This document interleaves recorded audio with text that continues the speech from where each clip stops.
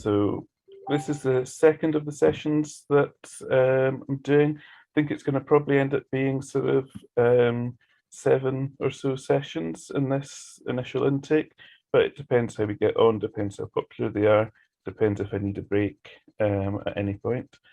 So we're going to be looking at energy envelopes and what uses energy initially, and then we're going to move on to rest and its role in post-exertion malaise and look at relaxation.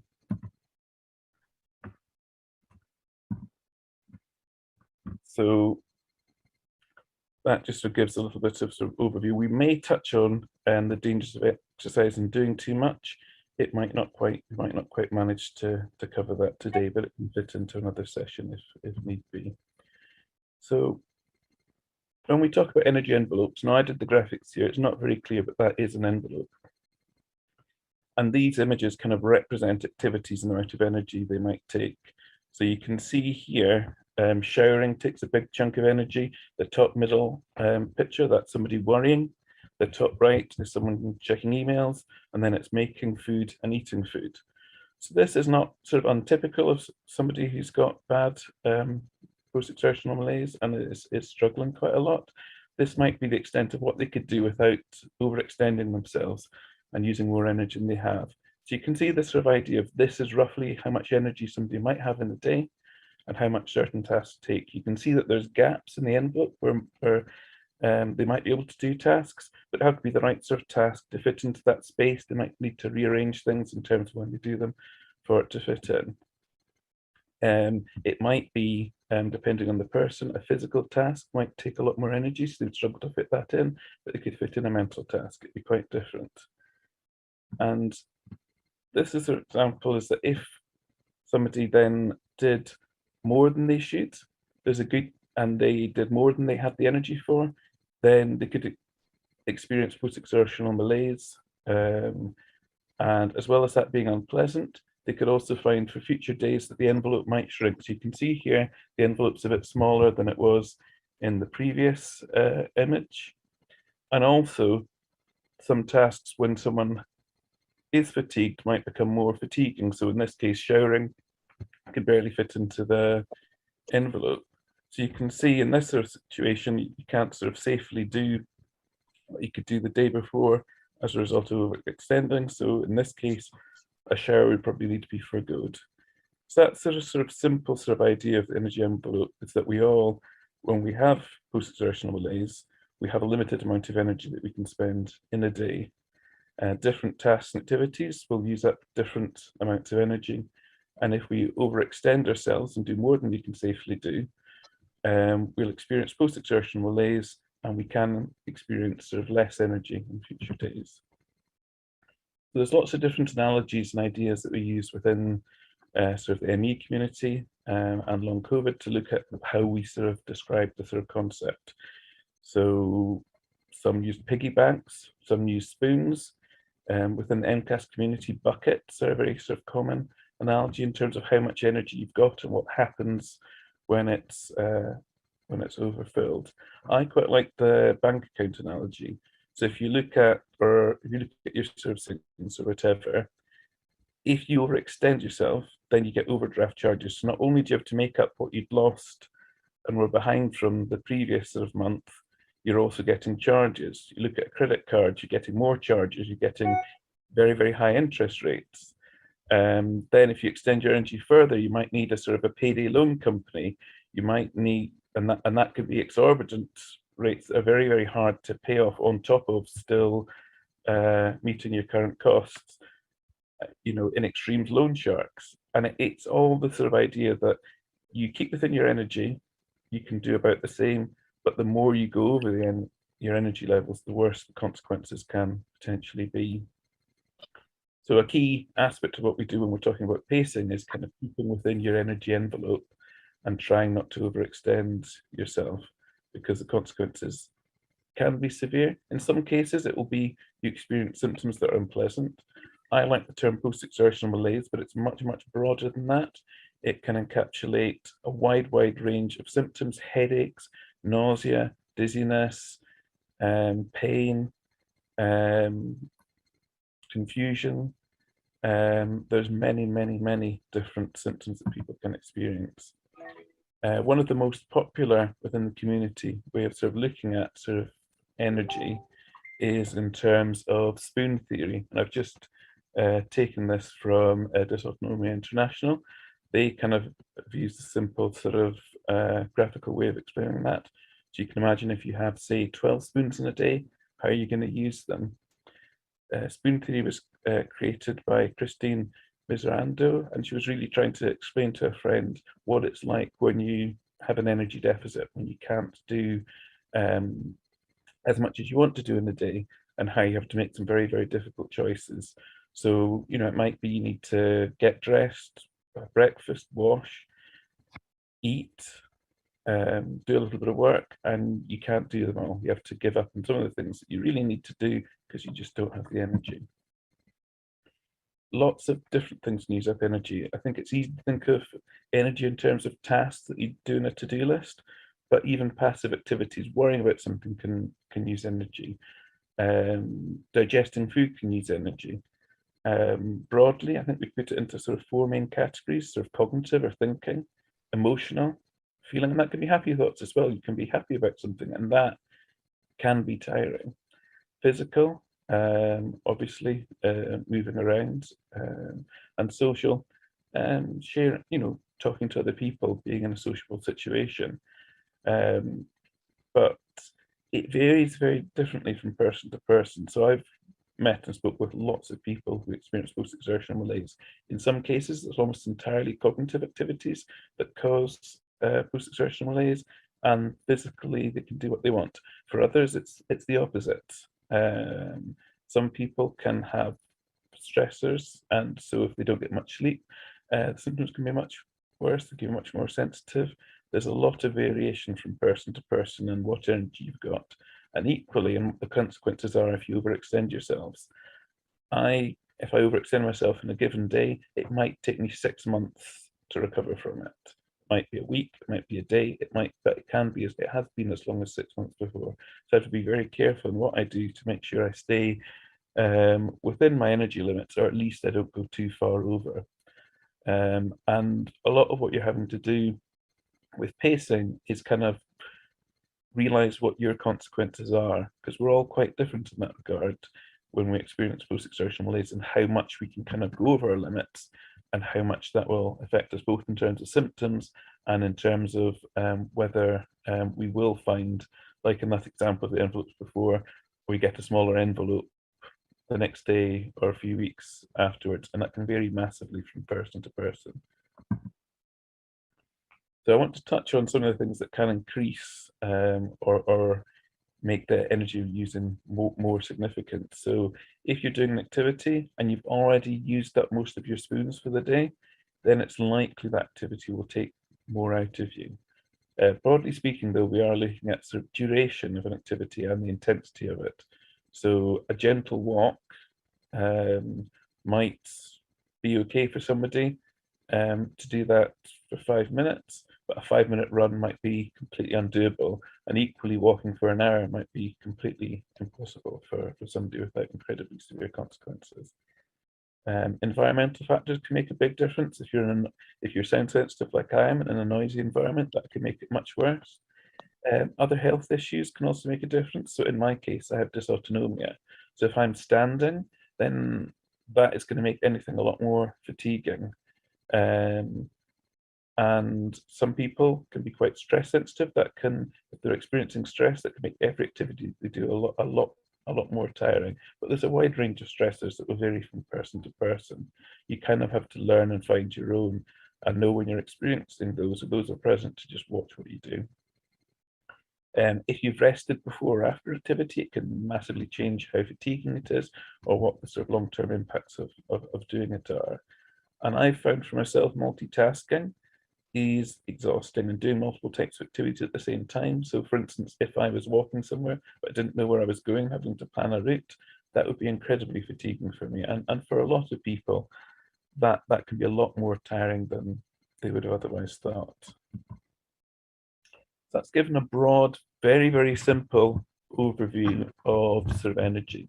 It's something I'm going to be coming back to and covering again in the future, but I just wanted to start that up when we're looking at rest, because it's easy. When I started off pacing, I went to my occupational therapist, and I'd been doing activity diaries, and I went along and could see big patches of green where I'd been sort of resting, and then she kind of interrogated me and found out what I'm doing, saying, "Oh no, that's not rest." Because I kind of thought if I was just sitting on the sofa watching TV or checking emails, that was kind of rest. And it can vary a lot from person to person what counts as rest. Um, but it's often not what you think it is, particularly if you're thinking what you found was restful for you before you became ill.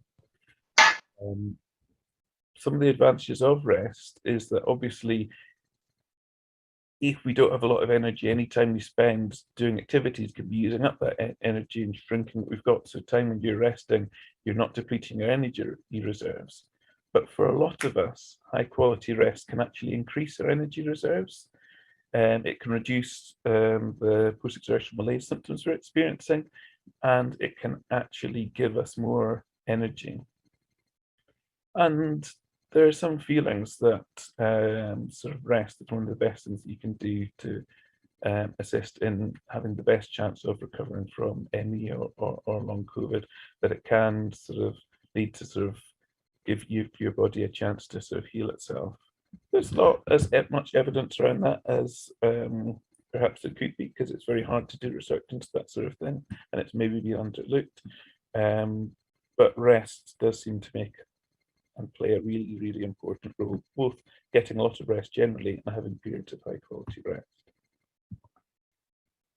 So I want to kind of cover 6 tips or 6 sort of aspects of rest, and there's a bonus one at the bottom for people who want to read ahead.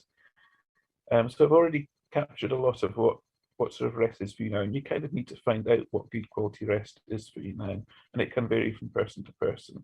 So for me, I need to be lying down. It needs to be not overly bright. It's very hard to rest well if there's somebody else in the room. There can't be a lot of background noise. I am very sound sensitive, so we do sort of vary then. I can't be thinking about things. And that's not just like bad sort of thoughts. It's not like trying to solve the world's problems. It can just be, you know, half an hour ago I was reading a book and I'm just thinking about the ending or thinking about the book. And it can be I'm thinking what I need to do the next day. It can be anything like that. And the more that I'm actively thinking about something, or even passively thinking about something, the more that can kind of get in the way of rest. So actually getting, for me, and for many of us, high quality rest is a lot more tricky than it at first appears. I do want to sort of highlight, this was something again that my OT made a big sort of point of when I started out, was that rest isn't always about quantity. It's much more about the quality of rest you get. So a rest of 10 minutes, of 20 minutes, if it's high quality rest, that could be really, really helpful. Rest don't always need to be for long periods. They can be if you've overdone it the day before or you're feeling exhausted and you need to rest, then, you know, listen to your body and get the rest you need. But rest doesn't always need to be for really long periods. The next sort of point I'd make, because this is something I was told, and I think most people are told when they start pacing, is to schedule regular rests. So in my case, I have a rest in the morning, a rest in the afternoon, and a rest in the evening, and that's every day, depending on how well I am and how generally and on what I've done in the day. The periods can be different. They can be as short as 10-15 minutes or as long as 45 or so. And this isn't a case of I've done an activity and I'm overtired. This is a case of these are planned rests that I have. Sometimes I have a phase-in period because it's hard to just do a job and then stop and rest, or I can't anyway. I need to kind of phase into the rest.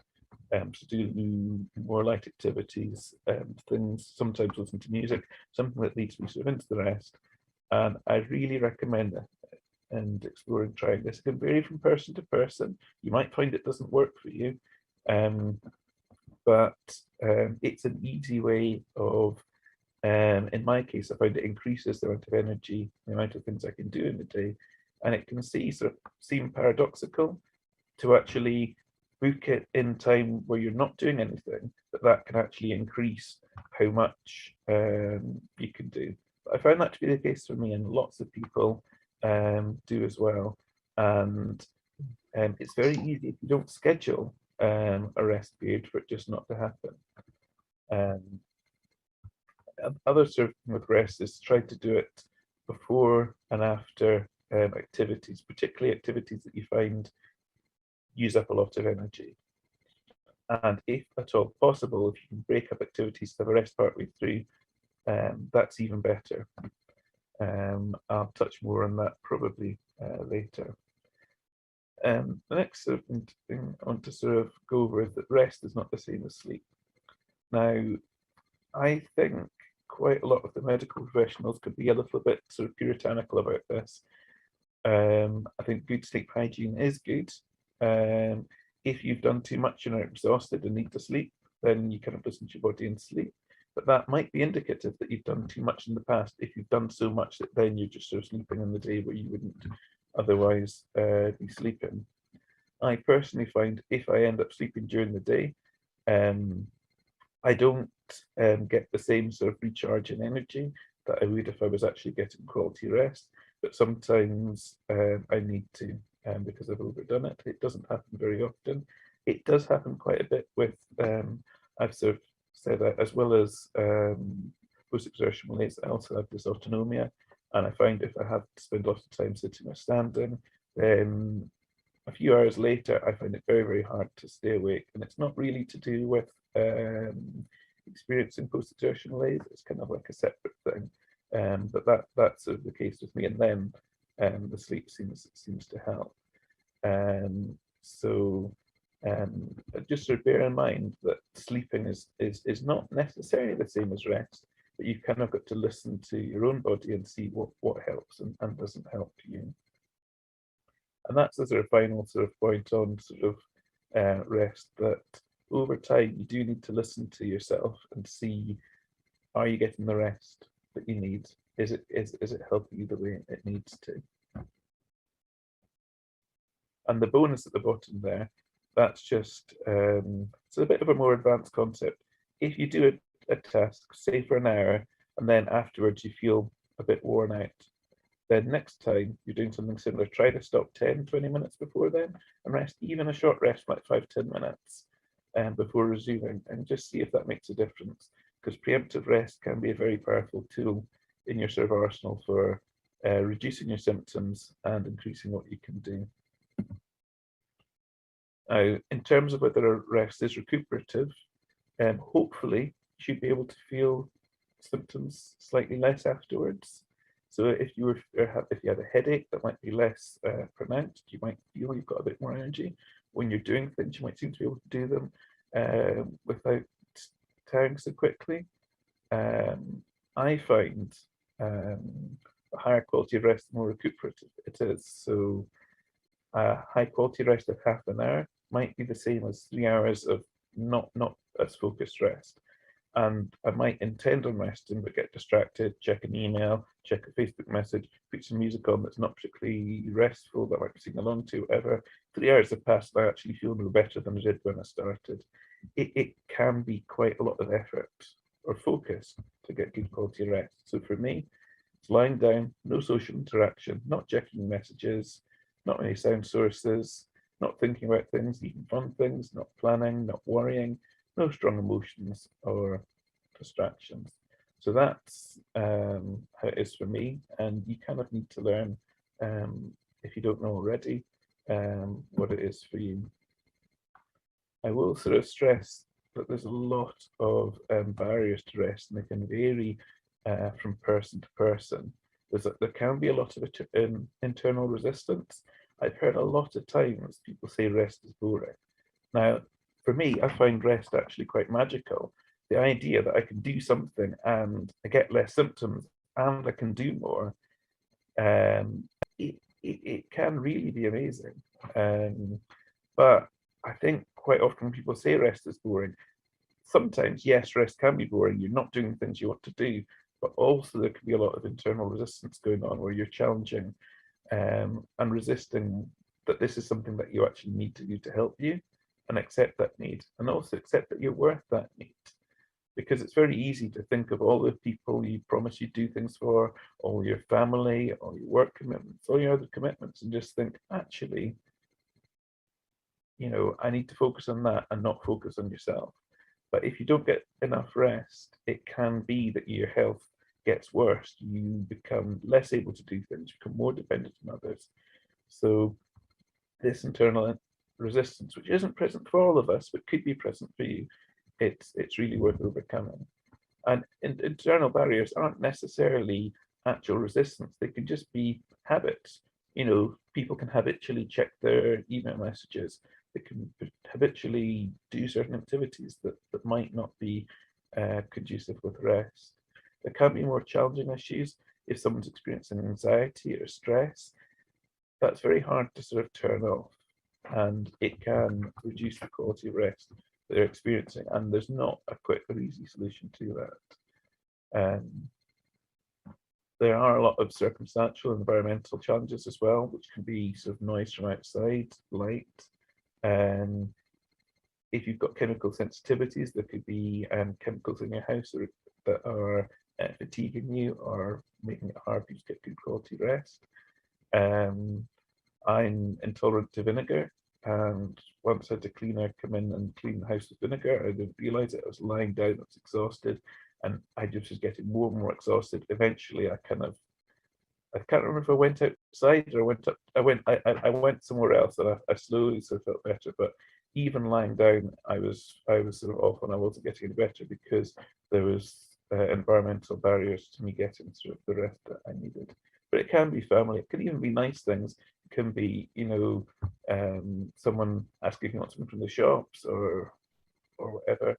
It can be quite hard to do. And I do think with family, it is a difficult challenge. And that goes for friends as well, is making sure that people around you understand that you need rest periods at times. But sometimes if they interrupt a rest period, it kind of, if it's 10, 15 minutes into the rest period, it might actually mean you don't get the benefits it needs. It's like having to restart the clock again. So it can mean getting those around us to understand, at least to some level, what our needs are so that they can be met.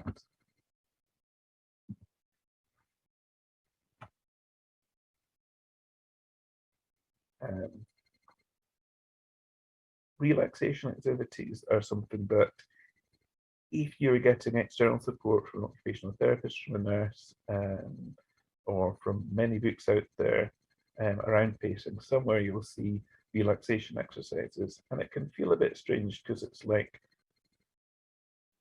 there's a lot of resistance within us, because quite often people are talking about our problems as though they're all in our heads, rather than a real physical issue. So it can be a bit puzzling to realize where relaxation exercises may or may not fit into things. And I would say with relaxation exercises, there's some of you here who will never need to do them. They won't be needed. And for others, they'll be essential. So some people find with the post-exertional malaise that they're very stress sensitive, tiny, tiny amounts of anxiety or stress in their lives, and it radically affects them in terms of their energy levels. If that is the case, then relaxation activities can lower your general stress levels and lower your susceptibility to stress. Also, there's an issue though that if we've looked at rest, and for a lot of us, rest can be, being in silence, low stimulation environment. What can happen is that what we experience isn't always restful, because all the thoughts we've been blocking, all our anxieties, all our insecurities, they come to the fore. And sometimes it's not even as extreme as that. It can just be simply, I'll come up with a project idea and I'll start planning that project. My mind will go racing and racing and busier and busier. And it's actually quite fun and pleasant, but it's not restful. So relaxation activities can sometimes actually play a good role in phasing in the rest. And exactly what ones work for you will be very different. And partly it's a challenge of finding ones that work. So mainly these days, I use some music that's not very stimulating, not the sort of music I'd listen to much normally prior to being ill. But I find that's a good way, quite often, of phasing in the rest. And then afterwards, the music can be off and I can get good quality rest. But there is some music and sounds that I can have on, and they provide just enough activity or just enough for me to kind of draw my wandering mind towards that I'm not then thinking about other things more. Um, I would sort of say the relaxation activities there, as much as there could be resistance to the rest, there can also be resistance to relaxation activities, particularly from those who are experiencing stress. Sometimes it can feel like it's a very different sort of thing than what you're used to.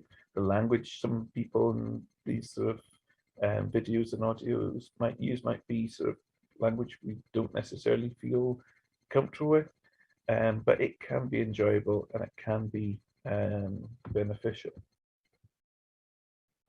And I do sort of recommend in early days, particularly when people are trying to get good quality rest, to try relaxation activities and exercises to see if they help them. You might find it's not for you, but it's worth giving a try. I will say though that quite often new activities don't count as being all that restful because it's a new experience. It can be strange, it can be stimulating, even when it's intended to be relaxing. So I kind of recommend slowly building an arsenal of resources that work well for you. And I think I don't want to talk too much longer, but I do sort of briefly want to touch on the dangers of exercise and overdoing it. We did sort of talk earlier about the energy envelope and how sometimes if you do more than you can do, your envelope can potentially shrink. You can do less the sort of next day and sort of beyond that. There's quite a lot of talk. A lot of people get a lot of medical people who will recommend exercise. And exercise is wonderful if you can do it. It can have lots of benefits. Deconditioning does have its dangers, but there's a lot of dangers linked with overexertion if you experience them.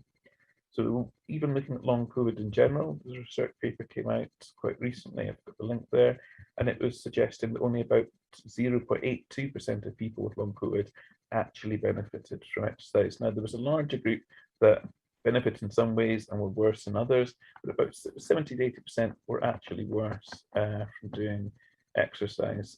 World Physiotherapy also released a paper highlighting a lot of dangers and issues around sort of exercise that really, if people are not careful, there are issues in terms of sort of respiratory, cardio issues, as well as issues on post-exertion malaise and dysautonomia.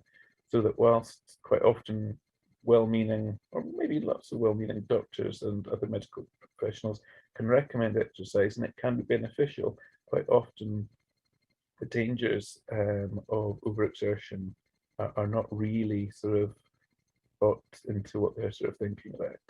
I know quite a few people with ME who were told to exercise or did pre-exercise therapy, and their health went from just about managing part-time work in one case to being almost unable to leave her bed for 10 years, needing a lot of care and support. And many instances where people have tried to do too much and they've ended up, it's put the recovery back 5 years, 10 years or longer. So I'm not saying exercise is bad. I'm not saying you shouldn't do it. I just really want to highlight that there are some dangers and issues around exercise that aren't always really talked about. So just here's some sort of resources. Because it's been about 10 years since I had ME and needed to use relaxation exercises, so many of the resources are different now. And my best recommendation is that you gently explore and try what might work for you, and that you, if you're not sure, in long COVID support, you could just ask for a recommendation of what other people use, because that will give you the best guidance on what could work for you. So some of the resources I like are kind of strange or a bit old-fashioned, and I wouldn't necessarily say they'd work for you. If you do find mindfulness helpful, Breathworks, which is a Greater Manchester-based organisation, they have a free mindfulness online course that anyone can register for, and it's got quite a lot of mindfulness resources there. Breathwork is an excellent organization. So that's something that I would recommend, even though mindfulness doesn't work for myself. But that is what I would sort of say now. I'm going to end the screen share now because I can't see anyone when I'm sharing screen. But my slides will be available in the group afterwards. I'm going to turn the recording off at this point.